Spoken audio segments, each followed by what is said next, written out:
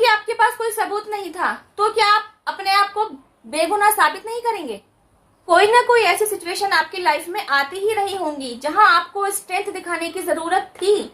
जब भी एक बच्चा किसी घर परिवार में जन्म लेता है, उसके जन्म लेने के साथ ही उसके माता पिता उस एक बच्चे के प्रति अपने उत्तरदायित्व को निभाने में जुट जाते हैं।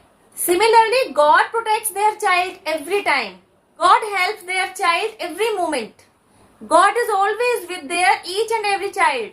तो भौतिक जगत में आपको लेकर आपके माता पिता द्वारा जो रोल निभाया जा रहा है ना, वही रोल ईश्वर द्वारा आपकी जर्नी को कंप्लीशन तक पहुंचाने के लिए निभाया जा रहा होता है। फर्क क्या है? माता पिता द्वारा किया गया काम आपको दिखाई दे रहा है, लेकिन ईश्वर द्वारा आपके ऊपर की गई मेहनत को आप देख ही नहीं पा रहे होते। फॉर एन एग्जाम्पल, आपका जन्म जिस घर परिवार में हुआ, वहां आपके साथ साथ और भाई बहन भी हैं। आप में और उनमें फर्क क्या है? आप सभी को सेम अपब्रिंगिंग मिली, उसके बावजूद भी आपके भाई बहन आपके कंपैरेटिवली दिमाग के तेज हैं, स्मार्ट हैं, चतुर हैं, चालाक हैं। यस ऑफ कोर्स आप में भी ये सभी क्वालिटीज हैं, लेकिन एक जरूरी पहलू की कमी रह गई, जो कि है स्ट्रेंथ, जो कि अनफॉर्चुनेटली आपकी जर्नी को कंप्लीट कराने का पहला पड़ाव भी है। आपके अंदर ना किन्हीं बातों को लेकर, किन्हीं सिचुएशंस को लेकर खुद को एक्सप्रेस करने की ना कमी पनप रही थी। इस कमी को आपके पेरेंट्स देख तो रहे थे, समझ तो पा रहे थे कि आप अपने आप को खुलकर एक्सप्रेस करने उनके बाकी बच्चों के कंपैरेटिवली सक्षम नहीं है। वे आपको समझाते तो सही, वे आपको एनकरेज तो करते कि बेटा खुलकर बात किया करो, अपनी फीलिंग्स को एक्सप्रेस किया करो, आपको जो परेशानी है, आपको जो भी चाहिए वह सब कुछ हमें खुलकर बताओ। लेकिन उसके बावजूद भी आप कहीं ना कहीं अपने आप को एक्सप्रेस कर पाने में सक्षम नहीं थे। पेरेंट्स होने के नाते आपके माता पिता यह भी समझ पा रहे थे कि आगे आने वाली लाइफ में किन्हीं सिचुएशंस के चलते जहां स्ट्रेंथ दिखाने की जरूरत होगी, वहां आपको प्रॉब्लम फेस करनी पड़ सकती है। But they were helpless to help you ना। उन्हें नहीं समझ में आ रहा था कि आपके अंदर स्ट्रेंथ को बूस्ट किया जाए तो कैसे किया जाए। अब हुआ क्या, समय के आगे बढ़ते रहने के साथ साथ आप आज उम्र के उस पड़ाव में पहुंच ही गए जहां आपको अपने अंदर की स्ट्रेंथ का यूज करने का समय था। लेकिन अपनी स्ट्रेंथ तो आपने जानी ही नहीं थी। तो होता क्या है, यहाँ इन दिस स्टेज आपको आपके स्ट्रेंथ से परिचित कराने के लिए डिवाइन द्वारा एक महत्वपूर्ण रोल प्ले किया जाता है, कॉल्ड डिवाइन इंटरवेंशन। एक्चुअली है क्या, पेरेंट्स ने अपनी ड्यूटी सिर्फ इतनी ही समझ रखी है कि उन्हें अपने बच्चों को पढ़ा लिखा कर, अच्छे संस्कार देकर इस काबिल बना देना है कि वे अपने पैरों पर खड़े हो सके, सेल्फ इंडिपेंडेंट हो सके। उन्हें लगता है पेरेंट्स का यही कर्तव्य है। उन्होंने आज की तारीख में अपने बच्चों को अपने पैरों पर खड़ा कर दिया है। They are independent now. तो इसका मतलब अपने बच्चों की तरफ से उन्होंने एज अ पेरेंट्स अपने सभी कर्तव्य निभा दिए हैं। बिल्कुल सही है, कुछ भी गलत नहीं है। हर पेरेंट्स की सोच यही है और वह इस सोच के चलते कर भी यही सब कुछ रहा है। Because they have no idea about it कि अगर उन्हें अपने बच्चे के अंदर स्ट्रेंथ की कमी दिखाई दे रही है, वे जान पा रही हैं कि आगे जाकर उनके उस बच्चे को स्ट्रेंथ की कमी होने की वजह से न जाने क्या क्या झेलना पड़ सकता है, लेकिन वे चाहकर भी उसके अंदर स्ट्रेंथ को बूस्ट नहीं कर पा रहे हैं। कैसे करेंगे? उन्हें पता ही नहीं है कि वे अपने उस बच्चे के अंदर स्ट्रेंथ को बूस्ट कर सकते हैं। स्ट्रेंथ की जगह यही अगर पैसे की कमी हो ना, उनका बच्चा पैसा कमा पाने में सक्षम नहीं हो, तो पेरेंट्स पूरी कोशिश करेंगे, सारे जुगाड़ लगाएंगे कि वह सेल्फ इंडिपेंडेंट हो जाए। मे बी आपका बच्चा ज्यादा पढ़ा लिखा नहीं निकला, उसकी वजह से नौकरी नहीं है, फिर भी उसको कमाई तो करनी है। उसके लिए आपके पेरेंट्स ने क्या हेल्प किया? उसके लिए एक शॉप खरीद दी। अगर आपका बच्चा बेटा है तो देर सवेर दुकान से एटलीस्ट वह सोर्स ऑफ इनकम जनरेट कर सकता है। पेरेंट्स ने कितनी अच्छी भूमिका निभाई, अपने उस बच्चे के लिए पैसा कमाने का साधन दे दिया ना। लेकिन अगर वह देख पा रहा है कि उस बच्चे के अंदर स्ट्रेंथ की कमी है, उस स्ट्रेंथ को बूस्ट नहीं कर पा रहे वो पेरेंट्स, और ना ही वे समझ पा रहे हैं कि उस बच्चे के अंदर स्ट्रेंथ को बूस्ट करने की जिम्मेदारी भी उन्हीं की है। अनफॉर्चुनेटली, क्योंकि यह काम आपके पेरेंट्स द्वारा आपके ऊपर नहीं किया गया होता। ब्लेम किसी को नहीं है, बस नहीं किया गया ना। लेकिन आपकी जर्नी को ग्रोथ तक पहुंचाने के लिए इस काम का आपके ऊपर किया जाना बहुत जरूरी है। बस यही वह डिवाइन टाइम होता है जब आपको आपकी स्ट्रेंथ के प्रति अवेयर कराने के लिए जगत पिता द्वारा, जगत जननी द्वारा आपकी लाइफ में ट्रांसफॉर्मेशन पीरियड लेकर आया जाता है। अब समझ लीजिए आपके ऊपर काम डिवाइन द्वारा किया जा रहा है, तो आपकी लाइफ में जो भी सिचुएशंस चलेंगी वे डिवाइनली गाइडेड ही होंगी। And you won't believe on my words, कर सब कुछ आप ही रहे होंगे। जो भी सिचुएशन आपकी लाइफ में आई होगी ना, आप उस सिचुएशन में या तो स्टक हुए होंगे या आपने उस सिचुएशन के साथ डील करने का इनिशिएटिव लिया होगा, आप उस सिचुएशन से फाइट बैक कर रहे होंगे। सिचुएशन के साथ फाइट बैक करने के साथ साथ अननोइंगली आप वे लेसन भी सीख रहे होंगे जिन्हें सिखाने हेतु वे सिचुएशंस आपकी लाइफ में एंटर कराई गई थी। सब कुछ आप कर रहे हैं and according to divine plan ही आप चल रहे हैं। फिर भी आपको नहीं पता कि आपको पुश करने के पीछे ईश्वर का हाथ है। अब तक पढ़ाई लिखाई में आप भी अव्वल रहे, दिमाग के तो आप भी धनी हैं, फिर आपने कब जाना कि आपके अंदर स्ट्रेंथ की कमी है। सपोज आप 6 भाई बहन हैं, किसी सिचुएशन के चलते आपके 5 भाई बहनों ने आपको कसूरवार ठहरा दिया और कुछ ऐसे सबूत भी जुटा लिए जो आपके पेरेंट्स के सामने रख दिए गए कि आप कसूरवार हैं। देन आपके पेरेंट्स ने उन सबूतों के चलते बिलीव किया ना कि आप ही कसूरवार हैं, जबकि actually behind the scene situation यह थी कि आप कसूरवार नहीं थे। जिस तरीके से आपके भाई बहनों ने झूठे सबूत इकट्ठे करके आपको कसूरवार ठहरा दिया, आपके पास कोई सबूत नहीं था अपनी बेगुनाही को साबित करने का। अब क्योंकि आपके पास कोई सबूत नहीं था, तो क्या आप अपने आप को बेगुनाह साबित नहीं करेंगे? आप खुद को बेगुनाह साबित करने का इनिशिएटिव नहीं ले पाए। क्यों? आपके ऑपोजिट में जो खड़े थे, एक तो आपके भाई बहन थे, दूसरे उनके पलड़े में झूठ था लेकिन उनका पलड़ा भारी था। और पेरेंट्स ने भी उन्हीं को सपोर्ट किया क्योंकि सबूत उन्हीं के पक्ष में थे, आपके अगेंस्ट में थे। This was the point. यहाँ आप चूक कर रहे थे। जब आप बेकसूर थे, जब आप बेगुनाह थे, आप इनोसेंट थे, आपने स्ट्रेंथ ही नहीं दिखाई कि आप खुद को इनोसेंट प्रूफ कर सकें। स्ट्रेंथ होती तो दिखाते ना। यहाँ पता चलता है कि आप अपने आप को बेकसूर साबित नहीं कर पाए।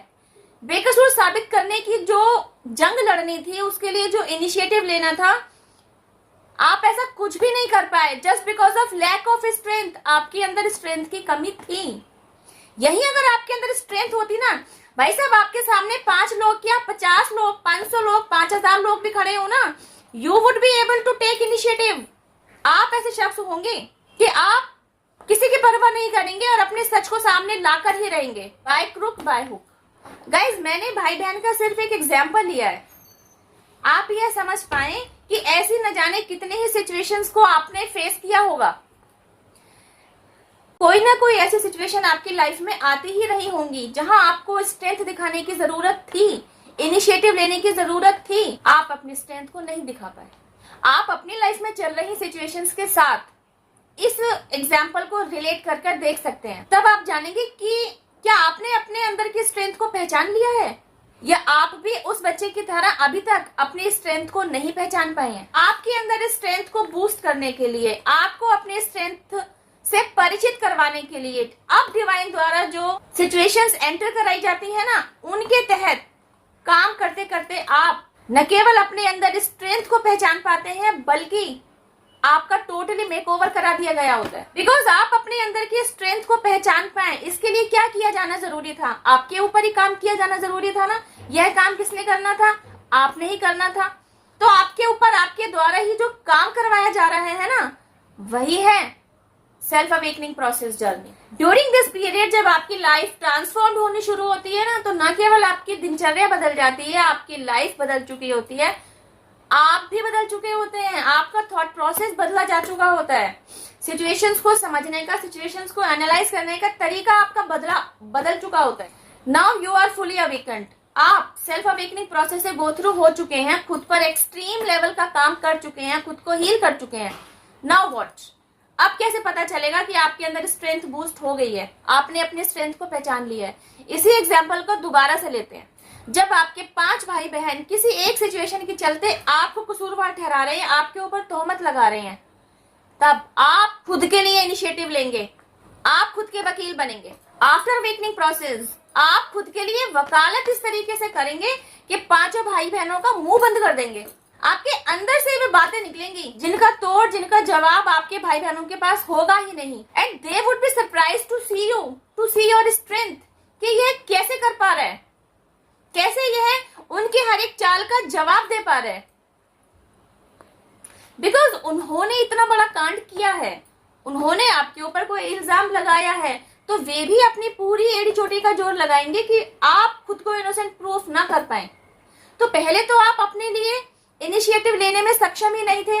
आज वे देख रहे हैं कि आप न केवल उनके हर एक वार का जवाब politely in a very good manner they पा रहे हैं, बल्कि उनके दिमाग में जो साजिश चल रही होती ना, उसको पहले से ही आपने पकड़ लिया होता था और पहले से ही उनका मुंह बंद कर दिया होता है। तो आपकी गुडविल को खराब करने हेतु, आपको नीचा दिखाने हेतु, और वे जो भी आपके ऊपर वार करना चाह रहे होते ना, वे भी नहीं कर पा रहे होते, बिकॉज आपने पहले ही उन्हें काट दिया होता है। देखिए, आप अपना माइंडसेट नेगेटिव नहीं कीजिएगा। सबके भाई बहन एक जैसे नहीं होते हैं, लेकिन उनकी सोचिए, जरा उनके दर्द को पहचानिए जिनके भाई बहनों ने एक्चुअली उनके साथ ऐसा किया होता है, उनकी पीठ में खंजर घोंपा होता है। और मैंने आपको समझाने के लिए यह सिर्फ एक एग्जाम्पल लिया है। यहाँ आप भाई बहन की जगह ऐसा समझ लीजिए, ऐसा कोई ग्रुप ऑफ पर्सन जो आपसे डायरेक्ट जुड़ा हुआ है, जो दोस्ती की आड़ में आपसे दुश्मनी निभा रहा है। और घर परिवार की जगह आप प्रोफेशनल फील्ड समझ सकते हैं, जहाँ आपको अपनी स्ट्रेंथ के बारे में पता चलता है। एंड यू नो व्हाट, आपके पेरेंट्स भी आपके इस बदले हुए रूप को देखकर, आपके अंदर की स्ट्रेंथ को देखकर शॉक्ड हो रहे होते हैं। वे सोचने पर मजबूर होते हैं कि पहले तो आपने खुद को इनोसेंट प्रूव करने का इनिशिएटिव भी नहीं लिया था। यह सब कुछ तो आपको तभी कर लेना चाहिए था ना, जब पहली बार आपको कसूरवार ठहराया जा रहा था। तब तो आपने अपने आप को बेकसूर साबित करने की, इनोसेंट प्रूफ करने की कोशिश नहीं की थी, पहल नहीं की थी।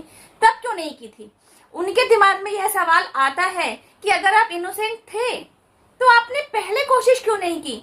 वे पेरेंट्स होने के बावजूद इस बात को भूल चुके थे कि आप वही बच्चे थे जिसके अंदर स्ट्रेंथ की कमी थी, और इस बात को वही पेरेंट्स आपके बचपन से, आपके चाइल्डहुड के समय से जान पा रहे थे कि आपके अंदर स्ट्रेंथ की कमी है, लेकिन वे भूल गए।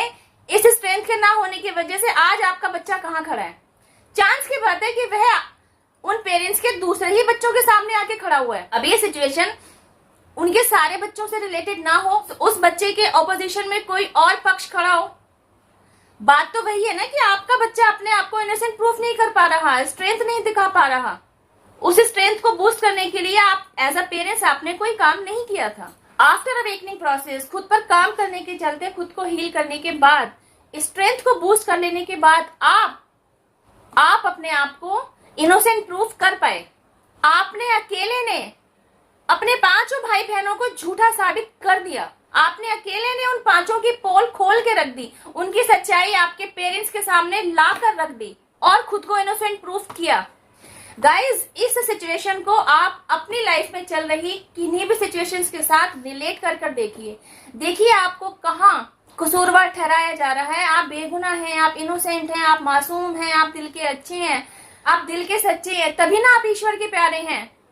ऐसे इंसान को जब चालाक लोग दुख दे रहे होते हैं, पीड़ा पहुंचा रहे होते हैं, आप पर आरोप लगा रहे होते हैं, आपको आरोपित साबित कर रहे होते हैं, ऐसी सिचुएशंस में आपका क्या हाल हो रहा होता है? आप कितना टूट गए होते हैं, कितना बिखर गए होते हैं, अपने आप को लोनली फील कर रहे होते हैं। आपको लगता है कि आपका तो कोई है ही नहीं जो आपको सुने, आपकी आवाज को सुने, आपके दिल के जख्म पर मरहम लगाए। क्यों कोई सुनेगा आपकी बात? क्यों कोई आपके दिल के जख्म पर मरहम लगाएगा? बिकॉज आपको तो गुनहगार साबित किया जा चुका होता है ना, तो क्यों कोई हेल्प करने के लिए आपकी तरफ बढ़ेगा? ऐसी सिचुएशन में जब आप ईश्वर के सामने सरेंडर करते हैं ना, तब आपकी मदद के लिए जो हाथ बढ़ा होता है ना, वह किसी और का नहीं, ईश्वर का हाथ होता है। डिवाइन हेल्प आपकी तरफ आई होती है। तो ये तो आप समझ ही लीजिए, जिसे बचाने वाला खुद ऊपर वाला है तो उसे मारेगा कौन? जिसको ईश्वर ने खुद अपने हाथों में संभाल रखा है तो उसको मिटाएगा कौन? गाइस, यहाँ समझने की बात है, अगर आप चार लोगों में अपनी बात को रख नहीं पा रहे हैं, इसका मतलब आपके अंदर स्ट्रेंथ की कमी है, कॉन्फिडेंस की कमी है। अगर आप बेकसूर होने के बावजूद, इनोसेंट होने के बावजूद खुद को जस्टिस नहीं दिला पा रहे हैं, खुद को इनोसेंट प्रूफ नहीं कर पा रहे हैं, तो आप में स्ट्रेंथ की कमी है। अर्जुन की भूमिका से आपको क्या सीख मिलती है? कि सामने खड़ा हुआ शख्स अगर आपका अपना भी है, लेकिन वह अगर गलत है और गलत करने वालों का साथ दे रहा है, तो आपने उस सिचुएशन को डील कैसे करना है? यहाँ आपको धनुष बाण उठा लेने की जरूरत नहीं है, बल्कि खुद को इतना काबिल, इतना स्मार्ट, इतना इंटेलिजेंट, इतना चतुर, फुल ऑफ स्ट्रेंथ, इतना सक्षम बना लेने की है कि आप ऐसे चालाक लोगों के साथ दिमाग का खेल खेल सकें, दिमाग की जंग लड़ सकें। जिसे लड़ने के लिए, जिस खेल को खेलने के लिए स्ट्रेंथ का होना बहुत जरूरी है। आज के टाइम पे ऐसी सिचुएशंस आपको हर फील्ड में देखने को मिलेंगी जहां आपको अपने स्ट्रेंथ दिखाने की जरूरत पड़ती है। अब अगर आप अपनी स्ट्रेंथ से वाकिफ ही नहीं होंगे तब आपके लिए ऐसी सिचुएशंस को फेस करना बहुत मुश्किल होगा। तो डिवाइन द्वारा आपके ऊपर काम करा के ना वह डिवाइन हेल्प आपकी झोली में डाल दी गई होती है, strength. And you know what, awakening process से गो थ्रू होते होते खुद पर काम कर लेने के बाद, खुद को हील कर लेने के बाद आपके अंदर न केवल स्ट्रेंथ बूस्ट हुई होती है, आपका मैच्योरिटी लेवल इंप्रूव हुआ होता है। आपको सिचुएशंस को समझने, उनको एनालाइज करने के लिए क्लैरिटी मिलने लगती है। आप वो शख्स बन चुके होते हैं कि आपको सिचुएशन के पीछे की बिग पिक्चर दिखाई देने लग जाती है। अपनी जर्नी को कंप्लीट करने की तरफ बढ़ते हुए अगले पड़ाव में आप पहुंचते हैं, जो कि है पीस। आपके अंदर स्ट्रेंथ आ चुकी होती है, आपका मैच्योरिटी लेवल बूस्ट हो चुका होता है, आपको क्लैरिटी मिल चुकी होती है। अब आपके अंदर पीस क्रिएट होती है। आपने डिवाइन हेल्प भी समझ ली होती है, डिवाइन प्लान भी समझ लिया होता है। तो जब आपको सब कुछ समझ में आने लगता है तो आपका दिमाग तो शांत होगा ही ना। जब आपको सारा खेल समझ में आता है, अभी तक आपका मन अशांत था ना, सारा खेल समझ लेने के बाद और यह जान लेने के बाद divine is helping you every time everywhere, आप शांत हो चुके होते हैं। आपके मन में शांति आ चुकी होती है, आपके अंदर पीस क्रिएट हो चुकी होती है। आपकी जर्नी को कंप्लीशन तक पहुंचाने के लिए पड़ावों में यही था अगला पड़ाव, पीस। अब समझिए डिवाइन इंटरवेंशन आपकी लाइफ में क्यों कराया। इस बर्थ में जिस तरह आप पेरेंट्स के बच्चे हैं, उसी तरह एज अ सोल आप डिवाइन के बच्चे भी तो हैं। एज अ सोल आपकी जर्नी को कंप्लीशन तक पहुंचाने के लिए एज अ पेरेंट्स डिवाइन अपना रोल निभा रहे होते हैं कि इस जर्नी में आने वाले पड़ावों को आप इजीली पार कर पाए। इन पड़ावों में पहला पड़ाव स्ट्रेंथ ही तो था, जिसकी आपके अंदर कमी थी। तो डिवाइन इंटरवेंशन की वजह से, डिवाइन हेल्प की वजह से आपके अंदर स्ट्रेंथ को बूस्ट किया गया। तब ना जाके आपने उस पहले पड़ाव को पार कर लिया और आप आगे की तरफ बढ़े। अगला पड़ाव था मैच्योरिटी, उससे अगला पड़ाव आया क्लैरिटी, उससे अगला पड़ाव आया पीस, जो कि एक्चुअली हमारी आज की वीडियो का मेन टॉपिक भी रहा। इन तीनों पड़ावों से रिलेटेड डिटेल्ड वीडियो ऑलरेडी मैंने इस चैनल पर अपलोड कर दी है। डे बाय डे मैं आपको आपकी जर्नी में कंप्लीशन तक पहुंचाने से रिलेटेड सारे पड़ावों से अवगत करा ही रही हूँ। आई एम श्योर मेरी मेहनत सक्सीड हो रही है, आपको मेरे द्वारा बताई गई बातें समझ में आ रही हैं। अगर आप खुद को आज की वीडियो से रिलेट कर पा रही हैं और आप समझ पा रही हैं कि आपके अंदर भी स्ट्रेंथ की कमी है, तो देखिए और समझिए और उन स्पिरिचुअल टूल्स को लीजिए कि आपके अंदर स्ट्रेंथ को बूस्ट किस तरह किया जा सकता है। मैच्योरिटी लेवल की अगर आपके अंदर कहीं कमी थी तो मैच्योरिटी लेवल को बूस्ट करने के लिए भी टूल है। वीडियो को देखिए और समझिए वह टूल आप किस तरीके से अपनी मैच्योरिटी लेवल को बूस्ट करने के लिए इस्तेमाल कर सकते हैं। कल ही मैंने क्लैरिटी से रिलेटेड वीडियो पोस्ट किया है, जस्ट गो एंड सी और वीडियो से फायदा लीजिए। सारे पड़ाव एक्चुअली एक दूसरे से इंटरकनेक्टेड हैं। आज के वीडियो में हमने शुरुआत की थी स्ट्रेंथ से और पहुंचे हम अल्टीमेटली पीस तक, है ना। तो आज लोग अशांत क्यों हैं? कोई ना कोई रीजन है ना। जिनके पास पैसा नहीं है, पैसा कमाने के दौड़ में लगे हुए हैं, इसलिए मन अशांत है। जिनके पास पैसे की कमी नहीं है, वे इमोशनल हर्ट हैं, इसलिए उनके मन अशांत है। मतलब कहीं ना कहीं किसी ना किसी वजह से आप पीसफुल एनर्जी में नहीं है। तो पीस क्रिएट कराना है ना। यू नो व्हाट, आपकी लाइफ में पीस को क्रिएट कराने के और भी स्पिरिचुअल टूल्स हैं जिन्हें आप यूज करके अपनी लाइफ में पीस को क्रिएट कर सकते हैं। देखिए गाइस, आप आपकी जर्नी के कंप्लीशन में आज की तारीख में कौन से पड़ाव पर हैं, ये आपसे ज्यादा ईश्वर जानते हैं। उनकी नजर में सब कुछ है कि उनके कौन से बच्चे को कौन से पड़ाव को पार करने में मुश्किल आ रही है।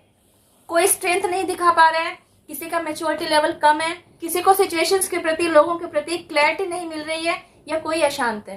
तो ये उन्हीं का डिवाइन प्लान है कि उनके किस बच्चे की लाइफ में किस तरीके से कौन सी सिचुएशन को क्रिएट कराया जाए कि उस सिचुएशन के साथ डील करते करते उनके उस बच्चे को उस पड़ाव से पार पाने में मदद मिल जाए, ताकि end of the day in सारे पड़ावों को एक एक करके पार करते हुए उनका बच्चा यानी कि आप, यानी कि डिवाइन चाइल्ड, यानी कि आप एंड ऑफ द जर्नी मोक्ष को प्राप्त कर सके।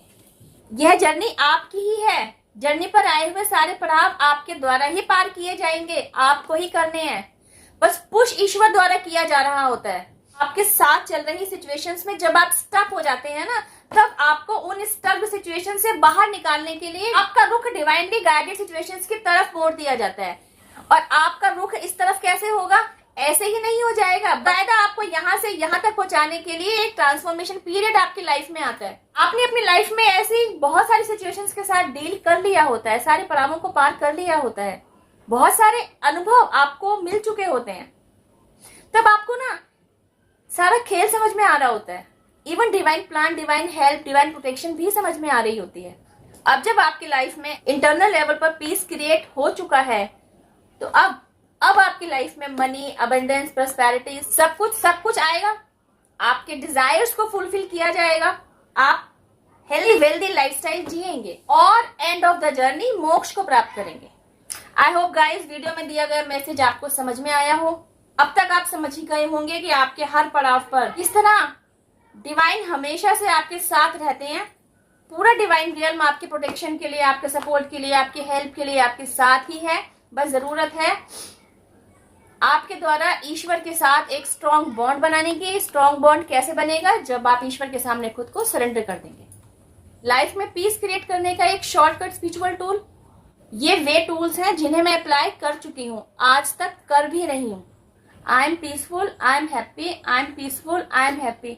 गाइज, ये चैंटिंग दिन भर में जब भी आपको याद आए आप इस चैंटिंग को करते रह सकते हैं। जितनी बार चाहे आप इस चैंटिंग को करते रह सकते हैं। सोने से पहले, उठने के बाद, घर में आप रोजमर्रा के जो भी काम कर रहे हैं या ऑफिस में, जब भी आपको ध्यान आए आप कुछ भी काम करते हुए साइड बाय साइड मन ही मन इस चैंटिंग को करते रह सकते हैं। बिकॉज इस चैंटिंग का फायदा यही है कि आप मन ही मन इसे चैंट कर रहे होते हैं। इसको चैंट करते रहने से कि दिमाग में जो विचारों की उथल पुथल ने कोहराम मचा रखा होता है ना, इसके चैंटिंग चलते रहने की वजह से वह कोहराम आपके दिमाग में आने से रुकता है। ये 21 डेज का चैलेंज अपने आप को देकर देखिए आपकी लाइफ में किस तरीके से सकारात्मक बदलाव आने शुरू होते हैं। ना आए तो फिर कहिएगा मैं तो यही हूँ। Write on comment box, I am sure thank you ही कहेंगे। आज की वीडियो में बस इतना ही। डिवाइन पावर जिनमें भी आपकी श्रद्धा है, यूनिवर्स, एंजल्स, आपके ancestors, spirit guides, mother nature, पूरे डिवाइन रियल्म को थैंक यू जरूर कहिए। इन्हें अपना ग्रेटिट्यूड भर भर कर दीजिए, कमेंट बॉक्स में जरूर लिखिए। अब तो आप मानेंगे जो मैं कहती हूँ, इन्हीं की हेल्प, प्रोटेक्शन, सपोर्ट और ब्लेसिंग्स की वजह से हम और आप अपनी अपनी सोल जर्नी पर आगे की तरफ अग्रसर हैं। Thank you for watching my video. अब मैं आपसे मिलती हूँ मेरी नेक्स्ट वीडियो में एक और जरूरी पड़ाव के साथ। टिल देन हैव पेशेंस, रब केयर, जय माता दी, take care, bye, stay blessed.